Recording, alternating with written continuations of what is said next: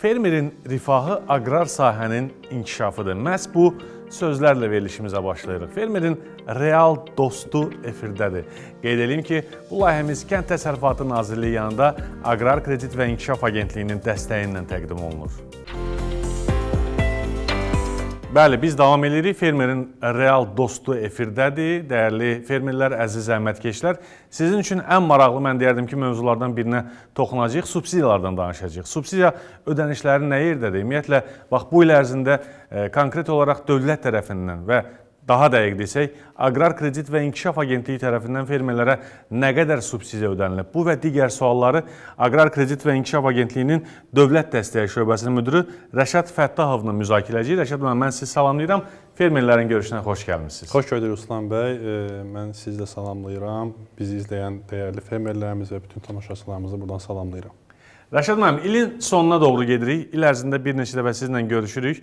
Rəhbəri olduğunuz şöbə, Dövlət Dəstəyi Şöbəsi birbaşa təxminən 700 mindən çox deyə bilərəm bu rəqəmi. Təxminən 800 minə yaxın fermerlə çalışır. Çox ciddi, böyük rəqəmlərdir və təxminən belə deyək də, o fermer sayını da orta hesabdan 2-yə vursaq, əhali baxımından, orta hesabdan deyirəm mən, 1 milyonun üzərində, bəlkə də 2 milyona yaxın bir insanlarla çalışırsınız. Onlara subsidiyaların ödənilməsi və onların problemləri, çətinliklərlə maraqlanması bu çox böyük bir zəhmət və əziyyət deməkdir. İlin sonuna doğru gedirik və cəmi bir neçə gündən sonra il başa çatacaq. Amma bu il ərzində, daha dəqiq desək, 2024-2025 əkin mövsümündə, belə deyə bilərik də, düzdürmü? Subsidiya ödənişlərlə bağlı vəziyyət nə yerdədir, nə qədər subsidiya ödəmisiniz və nə qədər fermerlərə bu ödənişlər həyata keçirilib? Buyurun. Təşəkkür edirəm sualınıza görə Ruslan bəy. Bəli, 24-25 mövsümü ilə bağlı ödənişlərin tamamlanmasına artıq hardasa 3 həftəlik bir müddət qalıb. Biz bu müddət ərzində yerdə qalan maksimum ödəmələrin tamamlanmasına çalışacağıq. Hal-hazırda bugün etibarilə potensial ödəmələrin 96% icra olunmuşdur. Bəli, baxdığımızda bu ilin 1 milyon 152 min 268 hektarına artıq subsidiya ödənişi olub. Burada əsas əkinlər və təkrar əkinlər rol oynayır. Bitkilərə görə baxdığımızda 38% düşür dənli paxlalların payına. Burada 147 mindən artıq fermerə 442 min hektara subsidiya ödənişi həyata keçirilmişdir. İkinci yerdə buğda bitkisi durur təbii ki. Ölkə üzrə ən çox əkilən. Bəli, bəli. Bu ödənilmiş subsidiya vəsaitinin 30%-ni təşkil edir. Fermer sayı olaraq 130 mindən artıq fermer əhatə edir. Hektar olaraq 389-390 min hektar təşkil edir ki, bu da böyük nəticədir, böyük göstəricilərdir. Digər tərəfdən baxdığımızda təkrar əkinlərə də baxa bilərik. Təkrar əkinlərdə darı, qarğıdalı, dərin paxlalların içində daxil olan darı, qarğıdalı bitkilərinə ən çox orada ödənişlər olub. 8 mindən artıq fermer ödəniş olmuşdur ki, bu da ümumi ödəniş məbləğinin 3%-ə yaxın bir hissəsini təşkil edir. Hektar olaraq 30 mindən artıq hektardır. Sorğu, günə baxan, kartof, çəltik bitkilərinə görə də ödənişlər həyata keçirilmişdir. Ümumilikdə, Ruslan müəllim, 349 mindən artıq fermerə ödəniş olub. Təxminən 350 min. Bu günə etibarilə. Bu günə olan rəqəmdir bu. Bəli. Amma ümumi potensial ödəmənin, təbii ki, az əvvəl dedim, potensial ödəmənin 96%-ni təşkil edir. Geriyə qalan 4% ödənişlərdə monitorinq məsələləri, sənəd yoxlama məsələləri həyata keçirildiyindən bunlar il sonuna qədər tamamlanacaq və onların da ödəmələri icra olunacaqdır. Çox gözəl. Əslində, demək olar ki, 100%-ə yaxın bir nəticə var. Fermerlər, yəqin ki, bizə baxan fermerlərin arasında da subsidiya alanlar əminəm ki, var və o subsidiyadan yararlananlar dövlət dəstəyidir. Geri alınmayan bir məbləğdir. Yəni, bu məbləği dövlət verir ki, siz təsərrüfatla məşğullasınız və Rəşad müəllim qeyd elədi, əsas əkinlərdə, təkrar əkinlərdə və burada da bir statistik rəqəmlər var. Biz ekranlara gətirdik.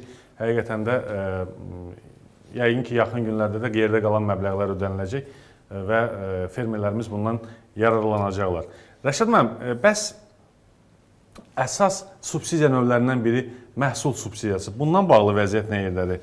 Yəni, biz bilirik ki, pambıqdır, şəkər çuğundurudur, tütündür, sonra siyahıya soya, günə baxan və qarğıdalı da səhv eləmirəmsə əlavə olundu. Bax, burada vəziyyət nə yerdədir? İstəyərdim ki, bununla da bağlı bizə məlumat verəsiniz. Bəli, Ruslan bəy, bildiyimiz kimi məhsul yığımı artıq başlanmışdır, sonlanmağa doğru gedir. məhsul subsidiyası 24-25 mövsümü üzrə dekabrın 15-nə qədər məhsul təhvil verənlərin ödəmələri dekabrın sonuna qədər icra olunacaqdır. Dekabrın 15-nə qədər. Dekabrın 15-nə qədər təhvil verən, Yəni qəbzləri təhvil verən. bəli, bəli, məhsul təhvil verib qəbzlərini sistemə daxil edənlər və həmin qəbzləri təsdiqləyən fermerlərin ödənişləri bu ilin sonuna qədər tamamlanacaq. Dekabrın 15-dən sonra təhvil verən fermerlərin ödənişləri isə qaydalara görə növbəti ilin 2-ci rübünə qədər bitəcəkdir. Məhsulda bəli, az əvvəl qeyd etdiyiniz kimi artıq məhsula soya, günəbaxan, qarğıdalı bitkilər də əlavə olunmuşdur. Əvvəllər pambıq, şəkər, çunduru, tütünə görə biz ödəniş edirdiksə, bu il artıq soya, günəbaxan, qarğıdalı məhsul təhvil vermiş fermerlərin təhvil verdiyi məhsulların hər tonuna görə də ödənişlər edəcəyik. Bir də bir mövsüm əvvəlki əmsallarla bu mövsümün əmsallarında müəyyən cüzi artımlar var. Cüzi dəyişikliklər var, bəli. Burada əsas kriteriya müasir suvarma sisteminin təchiz olunan sahələrə tətbiq olunur. Pambığı nümunə kimi deyə bilərik, səsləndirə bilərik. Pambıqda müasir suvarma sisteminin təchiz olunmayan əkin sahələrində təhvil verilmiş məhsulun hər tonuna görə 195 manat müəyyən edilmişdirsə, müasir suvarma sisteminin təchiz olunmuş əkin sahələrində isə həmin əkin sahələrindən əldə olunmuş məhsulun təhvilinə görə hər tonuna görə 210 manat əmsalında subsidiya ödənişi həyata keçiriləcək. Yəni hər tonu 210 manatdan hesablanacaqdır. Yeri gəlmişkən hal-hazırda elə pambıq yığımı dövrüdür. Bəli, bəli, bəli. Və ona görə fermerlər, yəni bu məlumatınız da yerinə düşür, informasiya. Doğrudur. Eyni qaydada şəkər çondurunda da eyni qaydadadır, tütündə də həmin məsələdir. Müasir suvarma sistemi olan sahələrdə əmsal müəyyən qədər yuxarıdır, yuxarı nəzərdə tutulmuşdur. Yeri gəlmişkən Rəşad müəllim, sözünüzə qüvvət, bu əmsalları bizim fermerlərimiz daimi deyirik, yada salaq xatırladaq ki, akia.gov.az veb saytından bütün ümumiyyətlə ən son yeniliklər, bu il əvvəlində də Aqrar Subsidiya Şurasının qərarları oldu. O qərarlarla bağlı, əmsallarla bağlı bütün informasiya saytda var. Yerləşdirilmişdir. Oradan daxil olub istənilən məlumat əldə edə bilərlər. Hər hansı bir bitkinin əmsalı ilə bağlı istənilən informasiyadan faydalana bilərlər. Pambıq, şəkər çunduru, tütün və soya məhsul bitkilərinə görə təhvil verilmiş məhsulun tonnajına görə məhsul subsidiyası ödənilirsə, günəbaxan, qarğıdalı bitkilərinə görə həm əkin subsidiyası nəzərdə tutulmuşdur, həm də təhvil verilmiş məhsulun tonuna görə ödənişlər həyata keçiriləcəkdir. Dekabrın 15-nə qədər hal-hazırda biz gözləyirik. Dekabrın 15-də tamamlansın. Bütün məhsul təhvil verən fermerlərin təhvil vermiş olduğu məhsulların, təbii ki, burada hər il qeyd edirik, hər verilişdə qeyd etməyə çalışırıq ki, burada bəyan mütləq şəkildə olmalıdır. Vacibdir, bəli. Bəyanı olmayan məhsul təhvilinə görə həmin fermerlər subsidiya ödənişi həyata keçirilmir. Yəni məhsul subsidiyası olsa da əkin bəyanı olunmalıdır. Bəli, bəli, əkin bəyanı mütləq şəkildə olmalıdır. Yəni fermerlər 24-25 mövsümdə artıq bu bəyanı etməli idilər. Dekabrın, mayın 31-nə kimi. Bəyan mütləq şəkildə olmalıdır. Ondan sonra məhsuldarlıq müəyyən edilmiş limitlərə qədər hesablanacaqdır. Normativlər çərçivəsində olduğu təqdirdə subsidiya hesablanacaqdır. Qaymələrin, vergilərin bazasına inteqrasiya olunma məsələsi var artıq bu ildən. Bir də ən önəmli faktor 24-25 mövsümündə torpaq analizi nəzərdə tutulmuşdur ki, bu il torpaq analizi mütləq şəkildə əsas faktorlardan biridir. Torpaq analizi olunmamış sahələrdən təhvil verilmiş məhsula görə subsidiya hesablanmayacaqdır. Bunu mütləq şəkildə bəli, vacib elementlərdən, vacib faktorlardan biridir. Dekabrın 15-nə qədər təhvil verilmiş məhsulların ödənişi dekabrın 3-cü, 4-cü həftəsi artıq ödənişlər. Bəli, dekabrın sonuna qədər tamamlanacaqdır. Çox gözəl. Yeni qoşulanları salamlamaq istəyirəm. Fermerin real dostuna baxırsınız. Əziz zəhmətkeşlər, sizin üçün mən deyərdim ki, ən vacib, maraqlı mövzulardan biri subsidiyalardan danışırıq. Subsidiya ödənişləri nə yerdədir, necədir, hansı formada ödənilir, yaxın günlərdə hansı subsidiya ödənişləri gözlənilir. Kənd Təsərrüfatı Nazirliyinin yanında fəaliyyət göstərən Aqrar Kredit və İnkişaf Agentliyinin Dövlət Dəstəyi Şöbəsinin müdiri Rəşad Fəttahov ilə bu mövzu ilə bağlı danışır. Biz əkin subsidiyasından, məhsuldan danışdıq. Əkinçilik istiqamətində verilən üçüncü subsidiya da var. Bu da toxum subsidiyasıdır. Düzdür Rəşad müəllim? Toxum subsidiyasında vəziyyət nə yerdədir? Ümumiyyətlə, toxum subsidiyası kimlərə verilir? Bir neçə cümlə ilə istəyərdim bundan da danışaq və əsasən də sertifikatlı toxum tələbi məsələsindən bağlı istəyərdim ki, bir neçə cümlə sizdən eşidək. Vətəndaşın, fermerin toxumçu kimi qeydiyyatdan keçməsi üçün ilk başda fermer EKS-də qeydiyyatdan keçməlidir, elektron kənd təsərrüfatı informasiya sistemində qeydiyyatdan keçməlidir. Torpaq sahəsi ilə bağlı sənədlərini EKS-ə daxil etməlidir. Daha sonra toxumçu fəaliyyətinə məşğul olmaq üçün Aqrar Xidmətlər Agentliyindən toxumçuluq fəaliyyətinə dair sertifikat əldə etməlidir. Yəni bu xüsusi icazədə hər adam toxumçu ola bilməz, düzdürmü? Bəli, əlbəttə. Daha sonra əkin sahələrində nəzərdə tutulmuş, yəni fermer istədiyi Aqrar Subsidiya Şurasının nəzərdə tutulmuş toxum növlərindən biri olmaq şərtilə təbii ki, əkin apardıqdan sonra həmin əkin sahələri Aqrar Xidmətlər Agentliyi tərəfindən yoxlanılır, monitorinq keçirilir, abrobasiya işləri aparılır. Daha sonra toxumların yığım prosesi baş verir, onların sertifikatlaşması prosesi baş verir və ən sonda dekabrın 10-na qədər toxumçuların toxum satışları apardıqları toxum satışlarının sənədləri, məlumatları EKS-ə daxil edildikdən sonra həmin məlumatlar əsasında toxum subsidiyası hesablanır. Buradan bir məlumatda fermerlərimizin nəzərinə çatdırmaq istədik ki, toxum subsidiyası hesablanan zaman ölkə üzrə nəzərdə tutulmuş həmin toxum növünün və yaxud da tingin kvotası nəzərdə alınır. O kvotanı soruşmaq istədim. Limit var yəqin ki. Bəli. Az əvvəl qeyd etdiyiniz kimi Okean saytından daxil olub hər bir bitki üzrə toxum və ting üzrə həmin kvotalarla bağlı məlumatlar əldə edə bilərlər. Digər bir faktor, ikinci bir faktor təbii ki, burada əkin ehtiyacı məsələsidir. 1 hektara düşən buğda misal üzərinə gedə bilərik.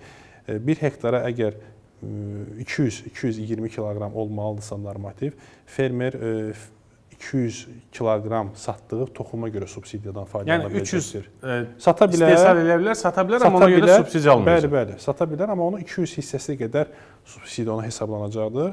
Çox gözəl, bu detalı çox gözəl izah elədiniz Rəşad müəllim. Bəli, davam edə bilərsiniz. Bir də toxum subsidiya ödəmələri də dekabrın sonlarına doğru 3-cü və yaxud da 4-cü həftəsində təbii ki, kontrollar tamamlandıqdan sonra, hesablamalar bitdikdən sonra 3-cü, 4-cü həftəsində icra ediləcəkdir. Və dekabrın 10-na qədər bu əgər toxumçu belə deyək də öz məlumatlarını sistemə daxil edirsə, əgər çatdırmasa nə baş verir? Dekabrın 10-undan sonra EKS-ə işləmiş toxum satışları növbəti ilin toxum subsidiya hesablamalarında nəzərə alınacaqdır. Bir də sertifikatlı toxum məsələsi ilə az əvvəl qeyd etdiyiniz kimi. Çox vacib, bəli. Növbəti ildən, yəni 25-26 mövsümündən etibarən buğda və arpa əkin sahələrində bəlli bir şərtlər var ki, sertifikatlı toxum tələbi var. Ümumi əkin sahəsi 10 hektardan yuxarı olan buğda bitkisi üzrə, 100 hektardan yuxarı olan arpa bitkisi üzrə həmin əkin sahələrində mütləq şəkildə sertifikatlı toxum tələbi vardır ki, bu tələb yerinə yetirilmədiyi halda həmin əkin sahələrinə görə subsidiya hesablanmayacaqdır. Yəni 9 hektar olsa buğda hesablanır, bəli, hesablanacaqdır, nəzərə alınacaqdır, amma 10 və üstü, 10 hektar və üstü mütləq sertifikatlı toxum olmalıdır. Mütləq şəkildə. 100 hektarda arpadan. 100 hektar arpa, bəli. Çox gözəl. Rəşad müəllim, əgər əkinlə bağlı dediklərimiz bitdisə, biz biraz da heyvandarlıq istiqamətində dövlətin dəstək mexanizmlərindən və subsidiyalarla bağlı danışaq. Söhbət ondan gedir ki, AKİA tərəfindən həm siz baramaya, həm də buzova görə subsidiyalar ödəyirsiniz. Barama yəqin ki, bitib artıq. Baramanın mövsümü və onunla da bağlı subsidiya ödənişlərini reallaşdırmısınız. İstərdim ki, buzovla bağlı vəziyyət nə yerdədir? Yeri gəlmişkən bizim də görüntülərimiz var heyvandarlıq təsərrüfatlarından. Ümumiyyətlə, subsidiya necə ödənilir buzova görə və hal-hazırda ödəmə prosesi davam edirmi? Doğru qeyd etdiniz Ruslan müəllim. Barama subsidiyasının ödənişləri artıq tamamlanmışdır. Bütün kümçülərə, baramaçılara subsidiyalar ödənişləri tamamlanmışdır, icra edilmişdir. Buzov subsidiyası üzrə hal-hazırda potensial ödəmələrin 80%-dən artıq tam bitmişdir. Ödənişlər fermerlərimizə icra edilmişdir. Yeri qalan hissəsi bu ilin sonuna doğru hardasa 15-20% civarında bir miqdar qalmışdır ki, onların yoxlanışı hal-hazırda aparılır. Yoxlamalar tamamlandıqdan sonra dekabrın sonuna doğru həmin ödəmələr də tamamlanacaqdır, fermerlərə ödəniləcəkdir. Burada məbləğ 100 manatdır səhv eləmirəmsə, düzdürmü? Buzov. Buzova görə və ya balağa görə. Bəli, balağa və camış balasına görə. Doğrudur. 100 manat nəzərdə tutulmuşdur. Çox gözəl. Yəni buradan bizə baxan və xüsusən də heyvandarlıq təsərrüfatı olan belə deyək də fermerlərə, təsərrüfatçılara demək istəyirik ki, səbirlə gözləyin, ilin sonuna qədər yəqin ki, bütün buzov subsidiyalarınız da ödəniləcək. Rəşad müəllim, gələk indi mövsümü proseslərə. Hal-hazırda əkin sahələrində işlər gedir, payızlıq əkinlə bağlı proseslər gedir və təbii ki, həm də payızlıq əkinlərin bəyanları gedir. Düzdürmü? Dekabrın 30-una qədər, səhv eləmirəmsə, bir müddət var, vaxt da az qalıb. Cəmi cümlətanda təxminən 3 həftəlik bir vaxtımız var. 2025-26 əkin mövsümünün bəyan müddəti ilə bağlı vəziyyət nə yerdədir? Müraciətlər daxil olurmu? Və bu prosesdə öz sənədlərini, məlumatlarını sistemə, elektron kənd təsərrüfatı informasiya sisteminə daxil edən fermerlərə nə demək istəyərdiniz? Bəli, Ruslan bəy, 1 sentyabrdan artıq 25-26 mövsümünə start verildi. Az əvvəl qeyd etdiyiniz kimi 30 dekabr son gündür. Bu müddətə qədər fermerlərimiz bütün bəyanlarını ekdisə daxil etməlidirlər. Torpaq analizləri aparılmalıdır. Həmin əkin sahələri torpaq analiz edilməlidir. Sığortalanması bitkilər var ki, müəyyən bir normadan yuxarı əkin sahələrində onlar sığorta predmeti olur. Onlar sığortalanmalıdır. Sığorta müqavilələri imzalanmalıdır Aqrar Sığorta Fondu ilə. Bəli. Çünki əkin subsidiyası hesablananda həmin faktorlar nəzərə alınır. Torpaq analizi olmadıqda, sığorta müqaviləsi imzalanmadıqda həmin əkin sahələrində sığorta ödənişləri icra edilmir. Və fermerlərimiz artıq yanvar ayından etibarən monitorinq olunacaq sahələrdə monitorinqin aparılmasında iştirak etməlidirlər. Buradan həqiqətən tövsiyə edirik ki, həmin monitorinq aparılan zaman orada iştirak etsinlər. Monitorinq aparan müfəttişlərlə bərabər əkin sahələrində olsunlar. Hər hansı bir narazılıqları və etirazları varsa, bunun da bəlli bir vaxt var da, reqlament var. O vaxt çərçivəsində elə elektron kənd təsərrüfatı informasiya sistemindən bildirə bilərlər. Bəli, bəli. Daha sonra hər il zaten təkrarlanan prosedurdur. Monitorinq predmeti olan sahələr monitorinq aparılacaq. Onların da 24-25 mövsümünün payızlıq əkinləri və payızda bəyan olunmuş çox illik əkmələrin ödənişləri də hər il olduğu kimi fevralın ilk həftələrindən artıq başlanılacaqdır. Az əvvəl qeyd etdiyimiz kimi, burada buğda və arpa əkin sahələrində qeyd olunmuş normativ hektarlardan, yəni 10 hektardan artıq əkin sahəsi olan buğda və 100 hektardan artıq olan əkin sahəsi olan arpa əkinlərində sertifikatlı toxumdan mütləq şəkildə istifadə etməlidirlər. Bu artıq tələbdir. Bu artıq tələbdir, bu artıq şərtdir 25-26 mövsümü üçün. Bununla tanış olmaq istəyən fermerlərimiz Akia saytından da faydalana bilərlər. Çox gözəl. Həqiqətən də vacib bir dövrü keçirik. Çox vacib bir fermerlər üçün önəmli bir dövrdür. Bəyan müddəti, bəyan dövrü önəmli, vacib olan bir məsələdir. Mən vacib olan bir məsələni də istəyirəm, Rəşad müəllim, sizlə xatırlayaq. Burada çıxarış məsələsidir. Biz ona hər dəfə deyirik, düzdür, bununla bağlı vaxt var. Səhv eləmirəmsə 2027-ci ilə qədər Cənab Prezidentin sərəncamına əsasən bir müddət uzadıldı, amma çıxarışla bağlı belə deyək də, işlərinizi uzatmayın. Çünki çıxarışla, belə deyək də, müraciət edən vətəndaşların subsidiya ödənişləri daha sürətli olur. Düzdürmü, Rəşad müəllim? Çox doğru məsələyə toxundunuz, Ruslan bəy. Bəli, biz baxdığımızda köhnə sənədlər artıq yeni sənədlərlə, yəni çıxarış sənədlərlə əvəzlənir. Biz statistikaya baxdığımızda onu görə artıq yenilənir. Bəli, yenilənir. Amma bunun 1 yanvar 2027-yə qədər artıq tamamlanması lazımdır. Ölkə başçısı tərəfindən imzalanmış fərmanda 1 yanvar 2027 nəzərdə tutulmuşdur. O müddətdən sonra artıq çıxarış sənədləri əsasında subsidiya hesablanacaqdır. Yalnız çıxarış sənədi nəzərə alınacaqdır. Amma hal-hazırda dövlət aktı, icarə müqavilələri nə görə subsidiyalar hesablanır və ödənilir.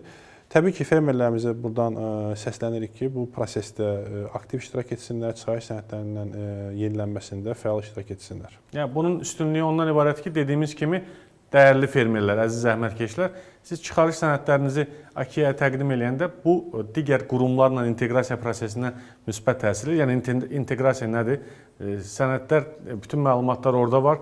Dərhal baxır AKİyə əməkdaşları minlərlə baxış, yəni minlərlə fermerlərin sənədlərinə baxır və hər şey qaydasındadırsa, siz digər sənədlər, yəni dövlət aktı və digər sənədlər olan fermerlərdən daha sürətli, bir neçə gün daha sürətli ala bilirsiniz subsidiyanızı. Biz bunu təşviq edirik.